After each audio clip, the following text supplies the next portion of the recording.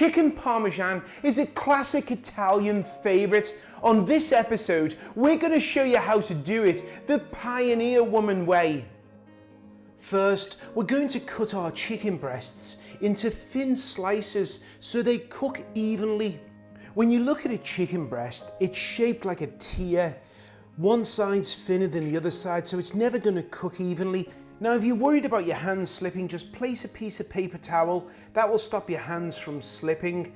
Using the knife, we're just going to come down the breast, just gently taking our time, coming down, and we're trying to get it pretty even as we look, and this helps with even cooking. Another thing we use in the kitchen is a meat mallet or a weight, but if you don't have one of them, you can use your cast iron skillet or any pot what's quite heavy. Now, I've covered the countertop with some saran wrap, and I'm going to season this with some salt and some pepper.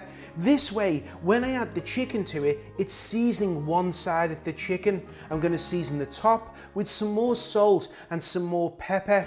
And then I'm going to cover this with some plastic wrap and then just gently hit it. And now we have a chicken breast that's nice and even. As you look at this, it's going to cook really even. I'm going to place these onto a tray and let these sit for about 15 to 20 minutes. This will help it be nice and tender. Now look how easy cleanup is with the plastic wrap.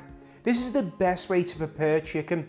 For dredging, I'm going to use some flour and some tongs. I'm going to pick up a piece of that chicken and just lay it into the flour and just dredge it both sides. Feel free to just dust the top of it with a bit more flour. Removing this now, and we're going to place it back onto the tray, and you can see everywhere is just nice and clean, and we're ready now to cook these in the pan. Everything's been dredged, everything's ready. So now we're going to add some oil to the pan, and we're also going to add some butter, and the butter will give this a nice nuttiness. The oil will stop it from getting too hot and burning, and we're not going to overcrowd the pan. We just want to cook 2 to 3 chicken breasts, just cooking them for a couple of minutes per side, because remember, they're going to finish the cooking in the sauce. Once they're ready, we're going to place these on a tray, but it's important to actually put some paper towel. You can see I've got a cooling rack and some paper towel, and this is a good way to drain that off. Add some butter to the pan, and then we're going to add the onion. We're also going to be adding some garlic to this recipe that's been minced, and we just let this cook for a couple of minutes. And now we want to add some white wine. This is going to deglaze the bottom, anything that's stuck to the bottom, which we call a fond. This is going to actually cook that off. We want to let that cook to cook the alcohol off the wine. And now we're going to add some crushed tomatoes, but feel free if you want to use your favorite marinara sauce here.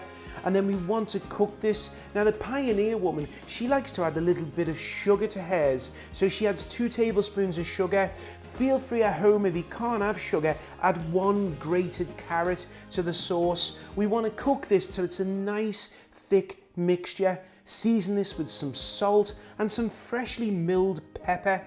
Take a taste. How does it taste? Does it need any more salt? Does it need any more pepper? Once you're ready, add some Parmesan cheese and some freshly chopped parsley, and then we're going to add our cooked chicken back to the pan, just placing them around. They should fit in nicely, and then top this off with the rest of that Parmesan cheese and the parsley and a little bit more pepper, and then place the lid on and let this cook to warm through.